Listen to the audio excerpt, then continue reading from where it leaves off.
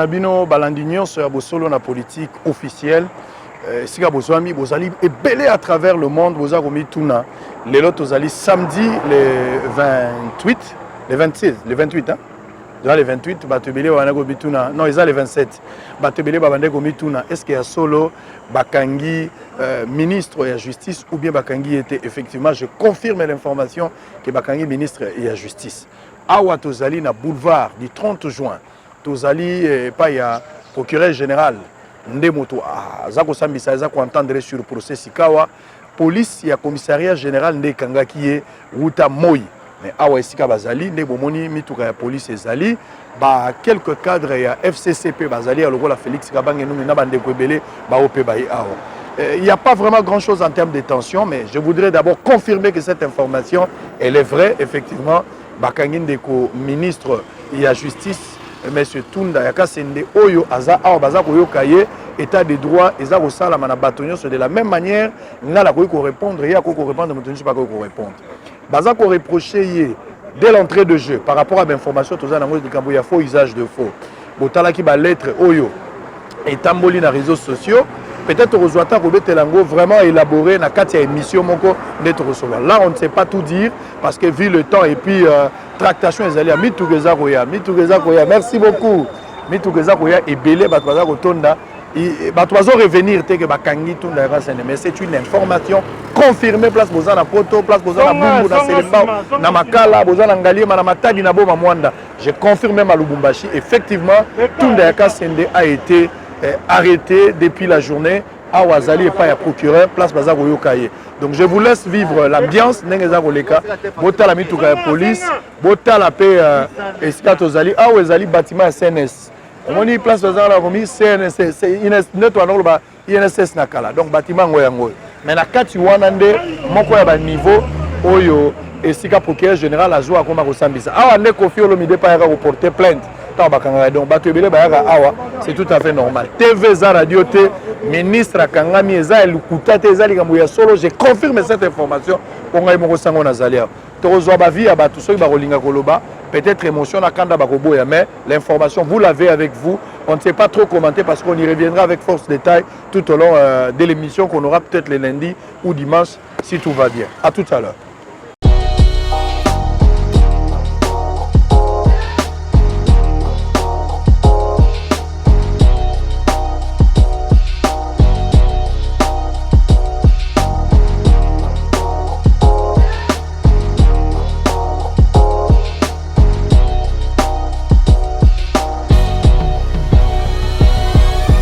Balandi Abosolo na politique, n'enga na uti ko signifier na bino toza en plein boulevard du 30 juin, awa tozali na bâtiment où ezalaka na kalako bengaka INSS na kombo ndenge kendela.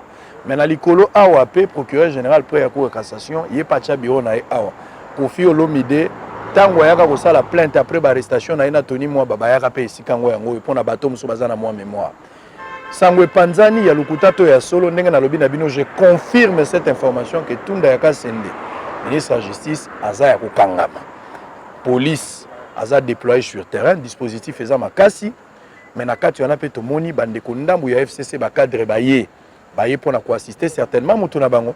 Mais la police Aza déterminé, Eza commissariat général ya police, assister na commissariat provincial, nde baza ko zela soki ba silisi koyoka ye. Selon les informations, je pense que moi la mai lelo soki makambo tamboli malamu et que tamboli na vitesse ya loi ya ubemina ko ndenge zotambola mbango. Peut-être la Rosala voisin, il y a bande rebelle à niveau de prison. De passage, na kutia na mwana mboka, kulutu na biso Zakari Bababas, oyo binono so boyebi, boyebi éloquence, boyebi ba direct, boyebi pe complaisance na ezala raté ce qu'il faut à loba, il reste toujours au milieu du village. Kulutu bonsoir. Bonsoir. De passage, dans une chaud. On a outil côté à gare centrale. On a outil la chaîne Nouveau Congo, que ça l'émission pendant le 30 juin. Voilà. Alors, tant on a sur les cas, d'abord avant dans mon équipe, dans le groupe d'Absalinga la facile, Fabrice Bagaza a annoncé que Tunda Kassende répète la justice, la Kangié. On a mon nom la blague. Mais tant on a sur les cas, si on liboso boye, quand on a le place au Tébi, que ça dira procureur, puis à cour de cassation, il y a on a sali demi-tour. Mais on a terminé mon effectivement que le dispositif on a tout ni policier, a confirmé que effectivement ils a y. Alors surprise.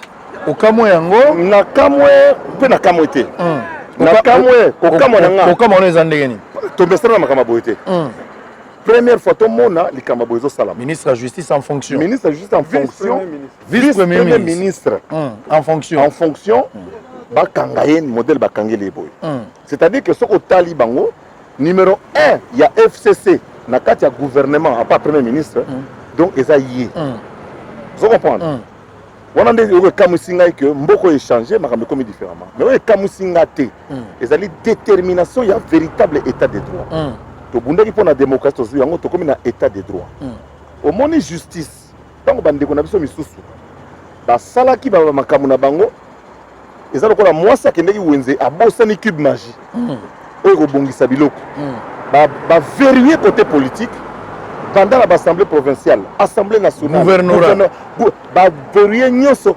babosani justice, on a besoin de la pierre angulaire. Oyo kotika na Moboko esimbaki ndako. Yango nde eza lelo oyo toza komona. Pour expliquer pourquoi asalaki note atinda parlement pour repesa avis. Nani atindaki ye po aza ye moko. Traçabilité faut ça. Traçabilité il faut esalama. Na ndenge toyebeli parce que mboka oyo iza ya biso nyonso tout dans 3 jours tozo fêter 60 ans ya mboka oyebi na utu koloba ngo émission 60 ans après toza na même difficulté à cadre en fait quand la Belgique dit qu'il y a eu une préparation il y a la cadre pour l'indépendance à Congo c'est valable encore aujourd'hui.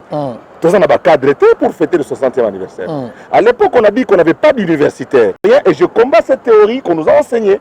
On nous dit que l'universitaire va préparer. L'autre, tous on a Mboka Yamunene. Kulutu Tunda Okasende. Plus de 40 ans au barreau. C'est l'expérience, les alliés. PDG, ministre, plusieurs fois. Pour le battre, expérience. Le Congo, et là je rejoins Joseph Kabila. Il n'a toujours pas 15 personnes parce qu'il a changé à vite. La même difficulté, la grande persiste toujours. Il y a 15 personnes. Ils ont continué. Parce que oh, les jeunes, ils jeunes, ils combattent les UDPST. Oh, ils ont Moutumbiaka, avocat, faire ya kosakana. Mobange avant de nasser. 40 ans, il y a vie, il y a pratique, il y a vie avocat. Il y a le droit à commettre erreur, même Oyo. OPJ aussi, ça la formation ma tété. Est-ce que vous pensez que c'est une manœuvre politique pour ne pas parler à erreur? Ce n'est pas de la politique, encore une fois, c'est de le droit. Ce n'est pas de la politique. Il a trébuché. Et c'est du pénal. C'est du pénal. Il y a un moni procureur qui a récupéré côté à pénal. Côté à pénal, et puis je crois que ça, c'est à pénal. Alors, est-ce que l'Okoyo est affecté? Parce que au moni ko kangama ya caméra, moi ba français alage belé. Tu as un dossier à Makambuya, loi Minako. Nanto silisi yango tezana no mubesu. Obi ba dégâts uti ko sala ma mercredi jeudi ba te belé. D'ailleurs to condamné pe le lenge oyo gouvernement zo s'engager pour indemniser alors que ezana ba congolais belé. Ba kufa l'état zo ata mokano modèle. Non, ezana mabete mais l'état ko banana boya kalat. Voilà, il faut baner na boya. L'état ko banana le 16 février 1992. Et puis tu vas nous c'est comme voilà les parents de Lukene. Quand indemniser depuis le 16 février. Il faut baser la 2064. 1992 marche des chrétiens. Alors est-ce qu'on peut espérer encore tout le monde à Penza Bolam ou FCC cash mariage ou Yekoko Balisusu? Je vais rappeler na professeur nanga droit pour notre il y a 2 ans. La majorité au pouvoir, c'est-à-dire la majorité de Tshisekedi, ils ont fait la FCC et cash. Il a rappelé Bino que la cohabitation est impossible dans le Congo parce que la constitution ne prévoit pas la cohabitation. Professeur Nangaï, tant que la cohabitation dans le Congo est impossible parce que la constitution peut permettre la cohabitation. Mais la constitution peut permettre une coalition de fait. On peut gagner pouvoir ou bien dans l'Isanga à battre. Pour gagner pouvoir ensemble. Il y a un bureau de l'Assemblée nationale. Au moment où Kabundu va siéger dans le gouvernement, au moment où il y a INC, au moment où il y a PPRD, au moment où il y a UDPS, au moment où il y a parti allié à Bango. L'opposition, les gens la mouka. Donc, ceux qui peuvent perdre à l'objet qui a l'ingé Kolongwa, FCC a la coalition, Fati a perdre la majorité et a dissoudre le Parlement, a dissoudre l'Assemblée nationale, Sénat, parce que le Sénat est outil là-bas, député provincial. Il a dissoudre l'Assemblée nationale. Tala le nom, bateau, bateau, chef de l'État. Bateau, occasion. A dissoudre bango ka ba meka ko longwa on se passe ça ka bloka mike so passe mi bali ba longwa ka na cash FCC siko total we go ya parce que mbongo vote mbongo élection nationale ezali mbongo ya lango ezali mbongo vote ezali bato ba ozela 3 mois niveau vote osaba na mboka boka na miracle état de droit yango et ko sala makaka pona ba député national ka pona ba député présidence totiki na biso et ko simba te parce que vous n'avez pas de problème c'est la problème est en assemblée nationale c'est na ko to ba kotika tellement ba gentil au santé aussi ça va master vele musala ba master vele musala aussi là wana moteur nando ba récupérer mbongo ya biloko ba dépenser yo boni kasi ba voter sambongo ya wapi ba teki mapango baza kuna ga sende tanga et pas que koti na sa ifora soki tokeka la logique oyo voisin ba massa na prison et puis congolais nyonso tout oyo alingi Congo a souhaité que justice sala musala boy voilà président kangaka batute mais justice ne kangaka et puis loi wana pende ko ngai loi ya minako loi nanga na ki membre PAJ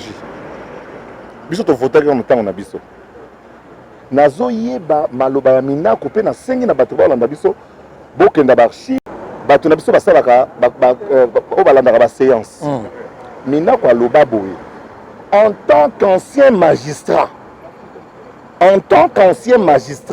je ne peux pas accepter d'être nommé et révoqué par un ministre. En fait, cette loi-là, ils ont le pouvoir et le président de la République, magistrat suprême, ils ont le président comme un ministre. Donc, le ministre a révoqué et qu'on nommé ministre, qu'on nommé magistrat. L'heure y a lingi. C'est-à-dire qu'on a procès avec les Zakari Babasso, qui mbongo ya fumbwa, oyeli biso fumbwa te, tango magistrat ça qu'on la dossier, a imitation avec les bengue. Atiki dossier batie magistrat batie mutu mususu oyo akoza na maîtrise te justice na biso lelo ekomi regayardi bakomi kosala mboka ekomi kobangisa miyibi nyonso congolais oyo ayibaka te oyo asalaka mosala na ye bien c'est-à-dire opesi président raison ata fouine na ye te bato bakosalaka baerreur nalobi no bato bakosala bafaute ya kosakana te kotinde moko afouine très bien oki kitebi babengi ye non kitebi paki bato ebele bakokende sani kitebi yaka no kaka moto Jeffrey ndeti mikolo ezaka papa yaka na les frontières nous gardons toke wa mboka kitoko boye fermez-nous les frontières mutabima te mutakota te mutakota me mutu kobima azatu vike via sila te via za suma be koleka via sila te tikela bilo ba yewa donc bah to passer le la dernière fois ça va se passer le flambeau et puis se soutenir surtout que on reconnaît bien le bango non mais ça c'est témoignage sur sanga na buna kuzu ko panzango ngai ndenge na lia on azali mélange ya biloko ebele mais moboko ezali moboko yeyo tout ce que tu vois le courage la manière de faire créativité Koluka français te définition nango Zakari j'assume le propos jusqu'à l'infini mutako longolango azate voilà j'ai appris nazotala na papier na étudier qui est Zakri papa a faire rêver bato makambo ebele ngasko na kotika epana na kosala oyo ya salite mais nazo yibaka ndambo et puis bayeko yesu basala oleka yesu la sexe ko be bato yesu bon normalement yo ba 3 ba 4 mais siko bayeko na ba sekwisa do cimetière mibimba ba sekwisa po bayokaka toli ya maître so zaka na livre à maître oleka na yo en tout cas épuiser nos vies mosala yango yo oyo esalami lelo esengote pour na peuple mboka eza pris en otage par 1000 personnes na compta ibango ouais toza 90 millions veille mto aussi sa misa 1000 personnes et puis c'est faux il faut ah misa et non aussi ça misa vieux mo ba beta na verbe et mo kaka et kendaki au Capernaum ce que tu vois maintenant plus blanche que la neige on les a cantique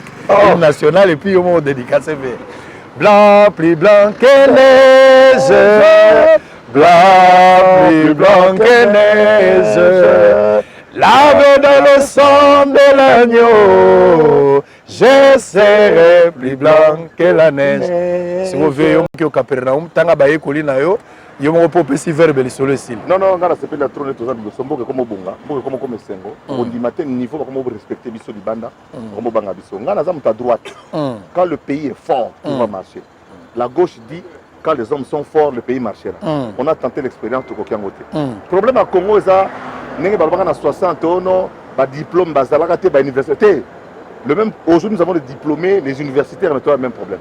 Le problème du Congo, c'est l'homme congolais lui-même. Et voilà des exemples. Qui l'eût cru?